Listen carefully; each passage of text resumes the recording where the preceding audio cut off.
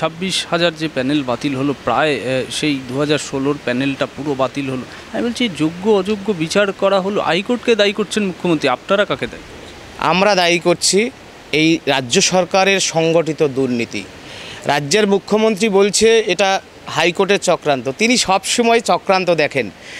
কিছু অযোগ্য একদল মুষ্টিমেয় যে সকল দুর্নীতিগ্রস্ত মাস্টারমশাই, গ্রুপ সি গ্রুপ ডি যারা টাকার বিনিময়ে চাকরি পেয়েছে, যারা মেধা চুরি করে চাকরি পেয়েছে, যারা ওই পার্থ এখন তিহার জেলে না কোন জেলে রয়েছে, যেই মানিক এখন জেলে রয়েছে, যারা শিক্ষা ব্যবস্থাকে ভেঙে তছনছ করে দিয়েছে, তাদেরকে টাকা দিয়ে যারা চাকরি পেয়েছে, প্রমাণ হয়েছে, প্রমাণিত, তাদেরকে আড়াল করার জন্য আমার মতো এইরকম নিম্নবিত্ত যার আয়ে একটা পরিবার চলে এইরকম অসংখ্য হাজার 25,753 জন, তার মধ্যে অনেক মেধাযুক্ত চাকরি প্রার্থী রয়েছে, মাস্টারমশাই দিদিমণিরা রয়েছে, তাদেরকে এই সরকার বলি চড়িয়েছে।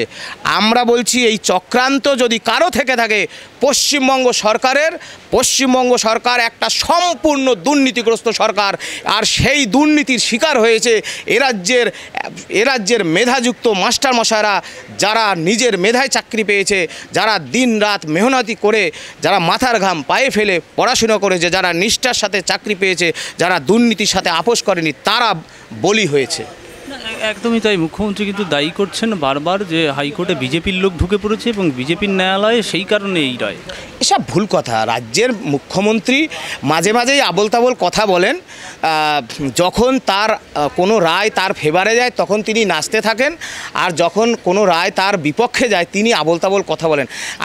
তিনি অনেক বড় মানুষ, তার বিরুদ্ধে তো আমি কোনো সেরকম বলছি না। তবে আমি একটা কথাই বলছি যে আমরা এদেশের সভ্য নাগরিক, আমি পেশায় একজন শিক্ষক, আমরা আইনের প্রতি শ্রদ্ধাশীল।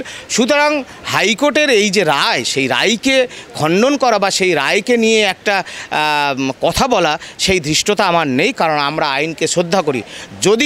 যদিও এই রায়ে আমি খুশি নই, তার জন্য সুপ্রিম কোর্ট রয়েছে। আপনারা জানেন আমি সংগ্রামী যৌথ মঞ্চের একজন সৈনিক, এবং সেই আমাদের নেতৃত্ব প্রয়োজনের তাগিদে সবাইকে ঐক্যবদ্ধ করে আগামী দিনে সুপ্রিম কোর্টে মুভ করবে। যারা যোগ্য রয়েছে নবম থেকে দ্বাদশ, গ্রুপ সি গ্রুপ ডি, যারা নিজের মেধায় চাকরি পেয়েছে, তাদের স্বার্থে, তাদেরই জন্য শুধুমাত্র সংগ্রামী যৌথ মঞ্চ সুপ্রিম কোর্টে আবেদন করবে বলে আমার ধারণা। একদম তাই। 2016 সালের যে প্যানেলটা বাতিল হলো, সেই বাতিলের যারা এসে আপনাদের সঙ্গে যোগাযোগ করছে, যাদের চাকরি ইতিমধ্যেই চলে গিয়েছে, এবং যারা যোগ্য অযোগ্য, এই জায়গাটা আপনারা কি মুভমেন্ট করবেন? যোগ্য অযোগ্য বলতে দেখুন, যারা যোগ্য, আমি ফার্স্ট ফেজে চাকরি পেয়েছি, তার মানে কি? তার মানে আমার একাডেমিক ভালো, তার মানে আমার পরীক্ষায় যে ওএমআর শিট তাতে আমি ভালো রেজাল্ট করেছি, আমি ভাইভায় ভালো রেজাল্ট করেছি, সেজন্য আমি চাকরি পেয়েছি। সুতরাং সেখান থেকেই প্রমাণ হবে। আর কিন্তু প্রমাণ হয়ে গেছে কারা অযোগ্য কারা যোগ্য। একটা তো লিস্ট কমিশন প্রকাশ করেছে, হাইকোর্ট প্রকাশ করেছে যে সাদা খাতায় চাকরি পেয়েছে, শূন্য, কোনো কিছু লেখেনি, কিন্তু তাকে 43 করে দেওয়া হয়েছে, কাকে 53 করে দেওয়া হয়েছে, প্রমাণিত।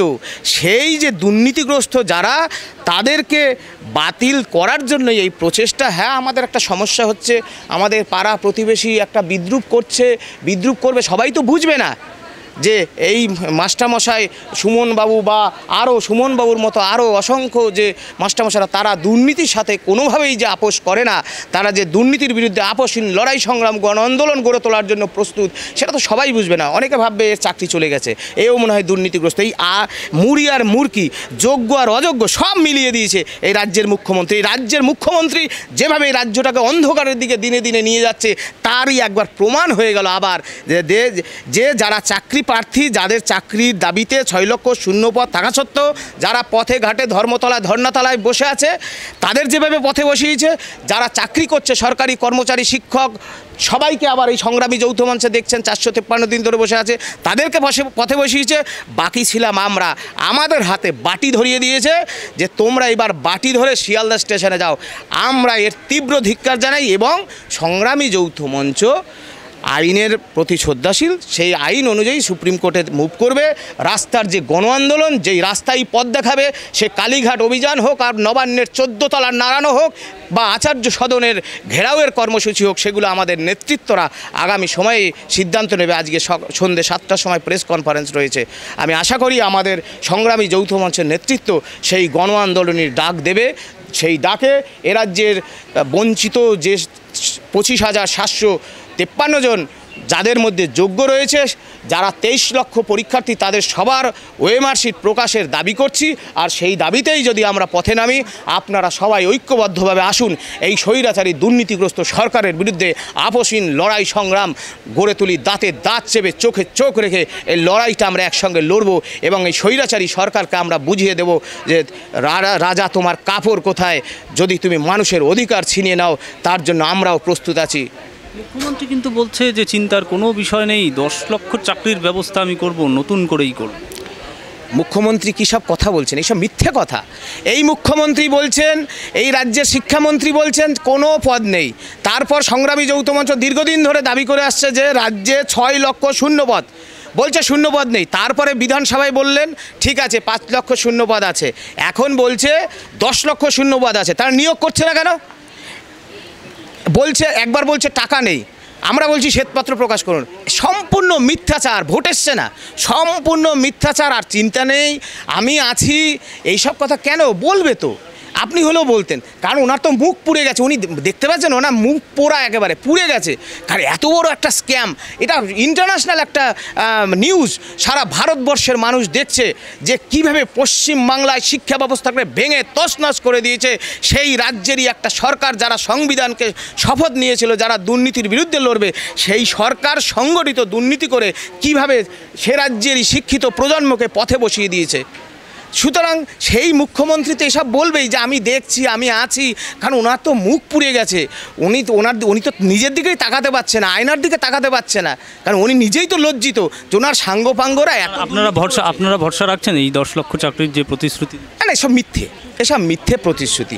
মাননীয় মুখ্যমন্ত্রী এসব বলেন, সবাই বোঝে, অনেকে হাসে, আমি হাসি না। চিফ মিনিস্টার তো, তাকে আমি শ্রদ্ধা করি। অনেকে হাসে, আমি শুনেছি যে মুখ্যমন্ত্রী 10 লক্ষ নিয়োগের কথা বলছে, এইসব শুনে হেসে ফেলে। বলছে 10 লক্ষ, 10,000 নিয়োগ করতে পারছে না, সে 10 লক্ষের কথা বলছে, ভোট আসছে না, এইসব বলে সবাই বিদ্রুপ করে। তা আমি করি না, যেহেতু আমি পেশায় একজন শিক্ষক, কারণ রাজ্যের মুখ্যমন্ত্রীকেও আমি সম্মান করি, এই আর কি।